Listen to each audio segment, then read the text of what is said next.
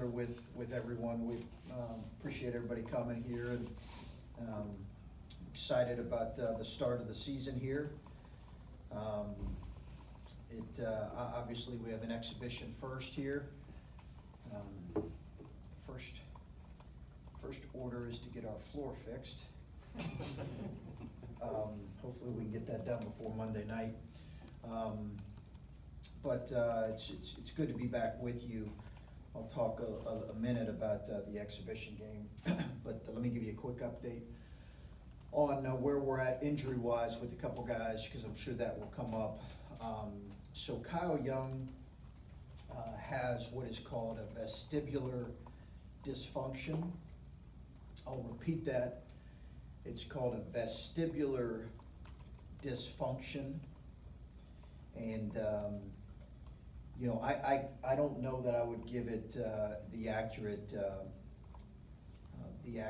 description, so I'll leave that to our medical people. We don't see this as a long-term injury. We also don't have a specific timeline right now for him to return.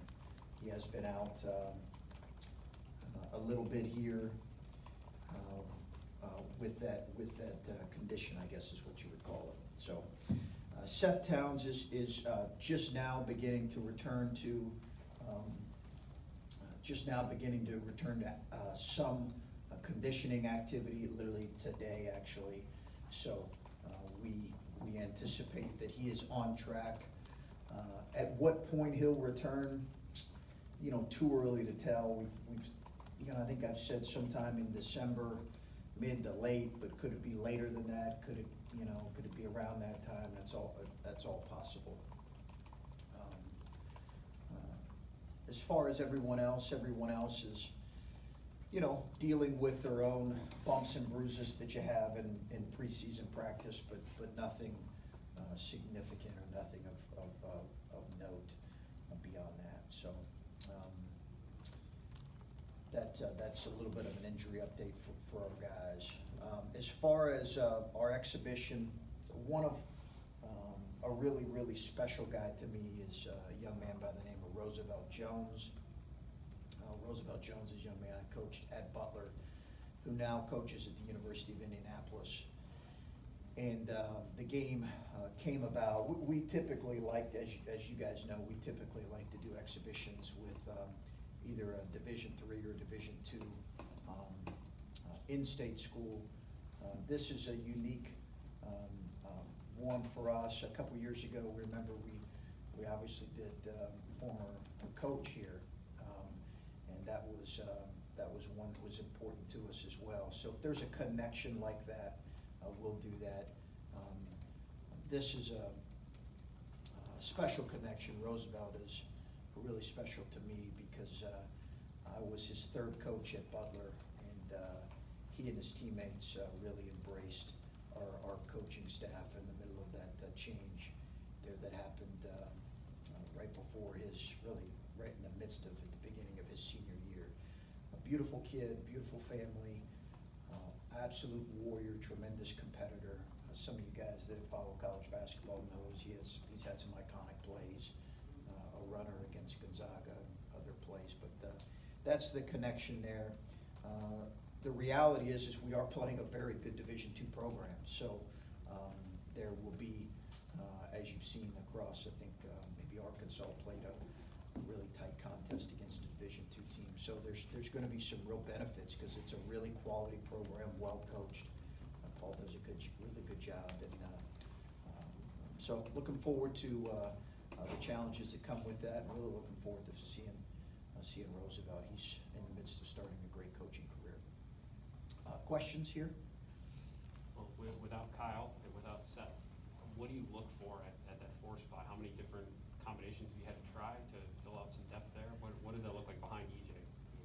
Yeah, we have had to look at some different options for sure, Adam. And it's unique when you have kind of 2 injuries at the same position, because Kyle was either going to play that power forward. If we went smaller, he could play kind of the 5 with EJ or EJ at the 4. So we're looking at a couple different options with he and Seth out. Obviously, EJ will log a significant amount of minutes at that position, but you could also see a multitude of guys, whether it's Gene Brown, Justin Arns, Justice Sewing, a number of those guys. How have you seen some of those guys step into that? I mean, if Kyle's been out, I guess Kyle missed most of the preseason, and if he has, like, how have you seen some of those guys have to take some of those reps? Yeah, Kyle had a really good summer. I thought he played some of the best that I'd seen him this summer.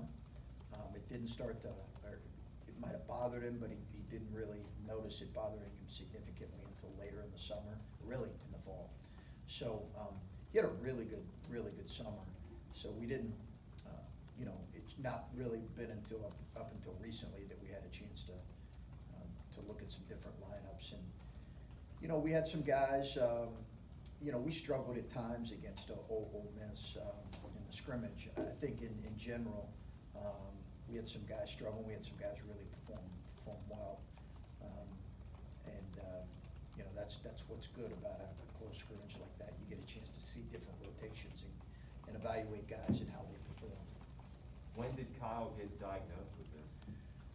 This would have been, Timmy, I'm thinking it's been about maybe a week and a half ago, to right around a week and a half ago. And obviously we didn't have a whole lot of these kind of times together in an upcoming game, so we wanted to wait until we had our first exhibition and the actual diagnosis before we made anything public. You talk about depth at that position. Joey Brunk is a guy that gives you size, and you've known him from the past. What have you seen from him? What's the expectation there? He's done some good things. He's got to get more physical. He's actually a little bit too light for me right now. I mean, he's about 235 at 6'11". He needs to get a little bit thicker and bigger. He's coming off that back injury, but he's been fully healthy from really the jump from the summer. He's been in every single workout. He's in great shape. Really runs vertically well. Provides good size.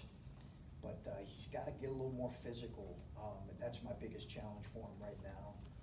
But he's a motor and an energy guy right now. And when he played well, both at Butler and Indiana, he provided just offensive rebounding, energy plays, and can score with his back to the basket, and then just gives you size. But it was just, you could tell his first game back in a year at the scrimmage. You could tell that a little bit. I thought Zed really performed pretty well in stretches. Joey, I think, is going to have to work his way back into it a little bit. One more quick one about Kyle. Is he able to do light work with you right now, and how's his spirits doing? Because he's had it. He's got to be tough on him. He's condition. Yeah, no, he's had about everything that could come a kid's way here in 5 years for sure. He's in good spirits now that it's been diagnosed and that he's showing improvement. Okay, it was really hard for him when he was like kind of, wondering. And he was still able to do some things, but they shut him down once they realized that this was it and put him on some. Now that he's on some meds and showing improvement, he's in really good spirits. Coach, are you able to say if that happened on while playing basketball, or is it like a non-contact thing, just not knowing about what it is exactly? No, I don't believe. I couldn't probably give you an accurate assessment of that. I don't believe it happened during basketball. I think it was just just one of those things, but I don't believe it happened during basketball. You said some guys did perform really well against Ole Miss. Any positive surprises from some of the new guys, this year on the team? I thought, we talked so much about our new backcourt and young backcourt and how critical that's going to be for us this season. And I thought both Malachi and Michi had some good moments. I thought Jamari was our most consistent perimeter player. But I thought both of those two guys had some good moments. And again, you get a chance to see them in live action. They were inconsistent at times as well, but I think you're talking about two guys who are freshmen. Michi's going into his first full year. He wasn't here this time last year, so 2 freshmen. We're going to see some inconsistency with those guys, and we've got to work through that as the season goes on. But both those guys had good moments. I thought Justin Arns performed really well. Offensively, EJ was good. And Coach, for Justin being a senior and a captain, what are you asking him to do differently maybe this year than you have in the past, both on the floor and off the floor? You know, just own the team a little bit more. You know, take ownership in the team a little bit more than what he's done. He's always been an incredible teammate, and had his best year last year. You know, went on a roll when we went through January, and I don't think hardly lost a league game. He was tremendous. So, but he's got to own the team a little bit more as an older guy. I think one common theme at the beginning of the season is there's a lot of guys and a lot of different options you can throw out there, and it's constantly the starting lineup's fluid, the playing time is fluid. Is it going to be like a similar situation, or do you have in the back of your head who the starters are right now? I really think more than any of our years here, it's going to be a fluid rotation and a fluid starting lineup. I think that's going to be the case. More so, I wouldn't anticipate necessarily that the group we start with would be maybe our starting lineup at the end of the season. It very well could be different. Our rotation, I think, will change as the year goes on. That's normal. It changes anyway, but I could see it changing a little bit more. But you know, you talk about depth, and then you have a couple guys that were going to certainly be in your rotation who are out now, and now it's okay. You know, your depth gets chopped a little bit there. You know, that's why health is so important for this group, for any group, but so important for this group. With Michi and Malachi especially, are you just expecting that there's going to be some growing pains early in the season that you're going to have, for yourself, have some patience with? Yeah, I am, and we've seen it. We saw it in the scrimmage on Sunday. We saw a couple guys get swallowed up. We saw them a couple times, the physicality, get to a couple of the pace of the game. But it's normal stuff that they'll adjust to. They've really had a good approach, and they've answered the bell on a lot of occasions, and they've also had some good moments. But I think both guys have a chance to really grow right in front of our eyes, and maybe be different in January than what they were in December if they have the right approach, because they are going to play early. You know, it's a situation where both guys are going to play, so they're going to be able to learn from some mistakes and some positive moments too. How's your patience level? Well, we'll see. Yeah, we'll see. The schedule doesn't provide for, you know, really looking back on it with a younger backcourt. You know, we opened with a really, really challenging game versus a really good team in Akron. So I think that maybe you look at it and you say, okay, hey, could the non-conference have maybe not been as challenging? But I think at the end of the day, if we approach it the right way, whatever lumps we take, we can hopefully use and help us as we head into Big Ten play. Coach, I want to ask about recruiting. Each of these weekends, you've had 5 or 6 guys on campus for some of these big game weekends. Just what's important about what you're trying to show people, I guess, during that time? What is the message that you're trying to convey that we can do this for you if you come and play at Ohio State? I mean, it seems like there's a lot of conflicting messages out there right now for what direction they want to be pulled in. You mean just in general in recruiting? Yeah, nothing specific, obviously, about specific players. Yeah, I think, you know, Steve, the bottom line is I don't think, and I'm sure most coaches would say, this place isn't for everybody. We want to find the right fits. We have an unbelievable university and I think a program that has experienced real positive success, but is hungry for the next step. And we've also had guys come through here that have been a part of 21 seasons and seen some of their teammates go on to the next level. So there's advantages to that. I just think, in general, what we're trying to evaluate here in recruiting, and I think our staff has done a tremendous job, is find the guys that fit our program and fit fit how we want to do things and believe that we can help them reach their goals and their dreams. And, you know, I think it's exciting. It's exciting where we're at with the class, the 22 class, and it's exciting where I think we can potentially be with the classes that follow. Yeah.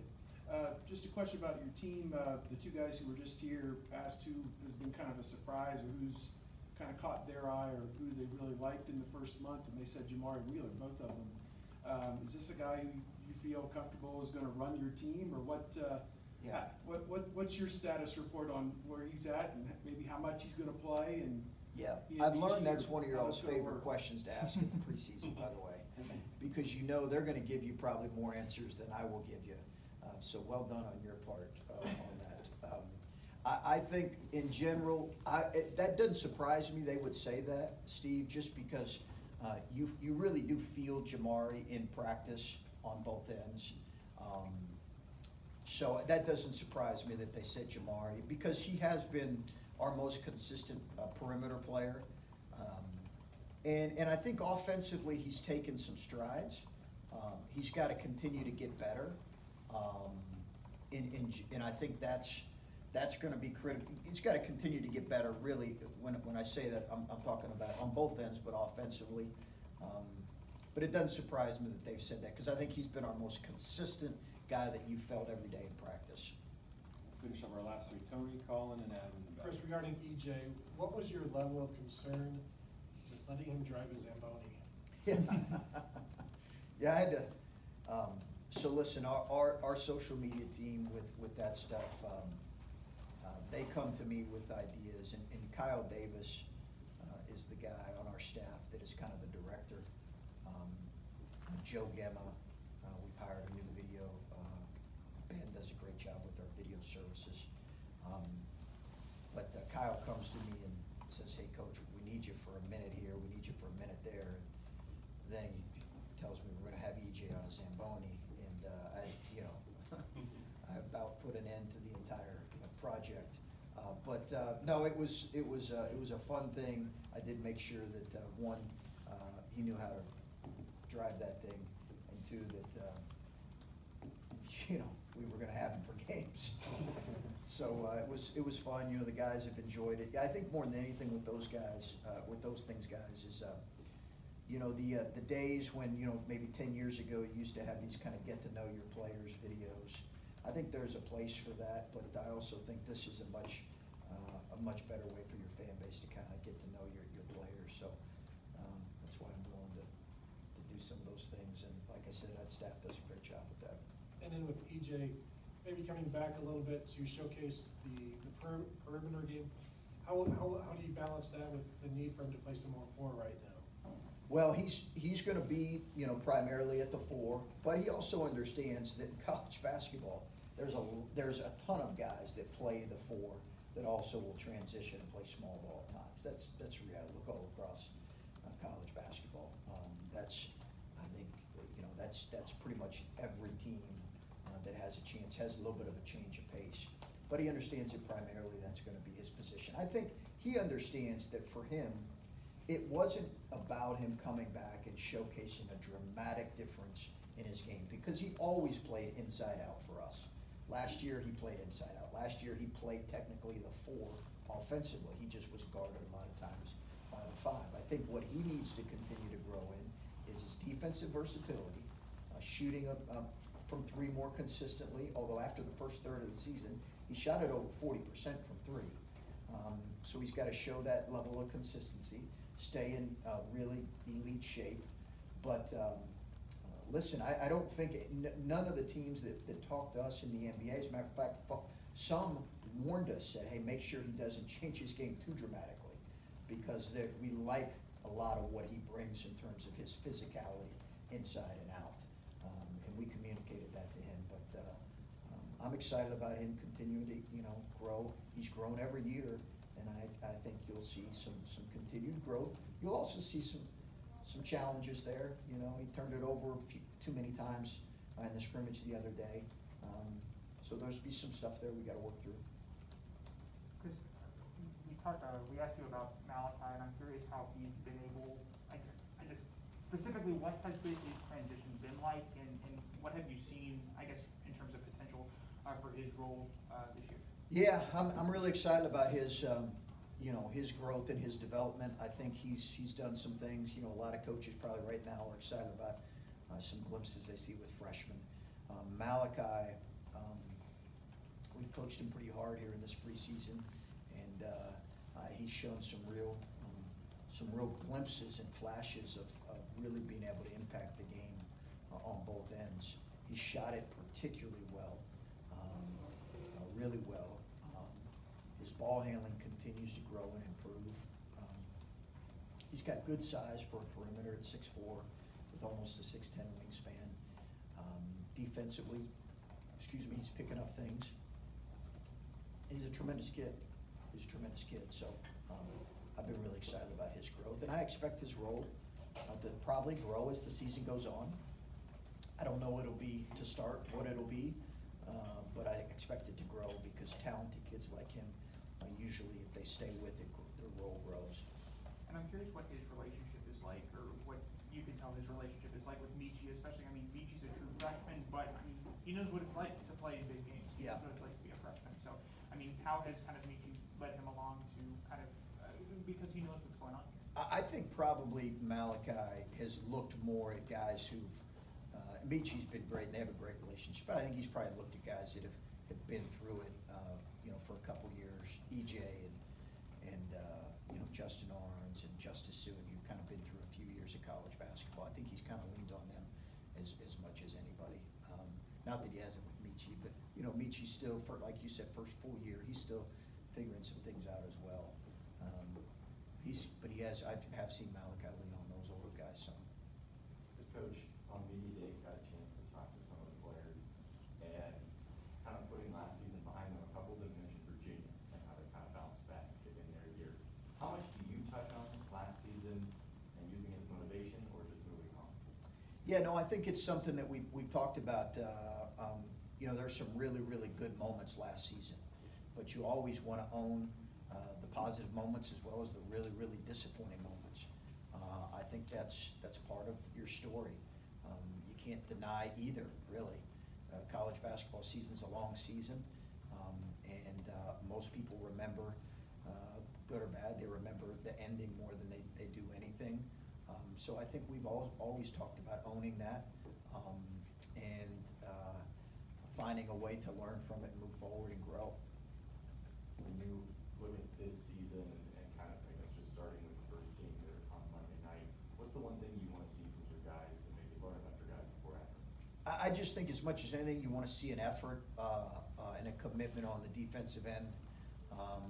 Again, we're playing a really good Division II team, so I think there's no doubt there's going to be some challenges. So an effort and a commitment on the defensive end, and then a willingness to play together on the offensive end and share the ball. And I think we're a work in progress on both ends, but particularly on the offensive end. So those are the things you're looking for this early in the season when they put the uniform on for the first time.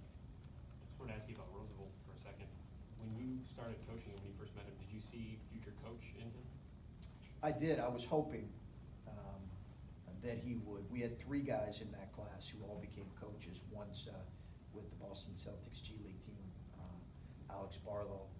One is with Oklahoma City Thunder as an assistant coach, Cam Woods, and the other one is Roosevelt Jones. So think about that. That's a pretty impressive group of guys that have coached. He's one of the really smartest players instinctually understanding how to play that I've ever coached. So I thought it could be a good transition for him. Like any young man, he went through playing for a couple years and then had to try to figure out what his next path was. But I just am really excited about Roosevelt's future in coaching. I think he's got as does Cam and Alex. They have really bright futures in coaching. Do you try to bring that out in guys? If you see that in someone and maybe they may not be super into it at that moment, do you try to bring that out in guys? I've suggested it to guys. And as you know, or may not know, we get calls a lot about, I got calls last year about, guys from NBA teams, hey, do you have a guy in mind that you think could, be one of those guys who would start either in our video room or start in kind of an entry-level position. It's what John Diebler's doing now. So you get those calls a lot, and you have guys in mind that you'll call and say, hey, I'm not sure what you're doing. Or when you're coaching them, you'll suggest to them, hey, coaching can be a really challenging path, but if you want to do it, let's have a conversation and see how we can help you. Coach,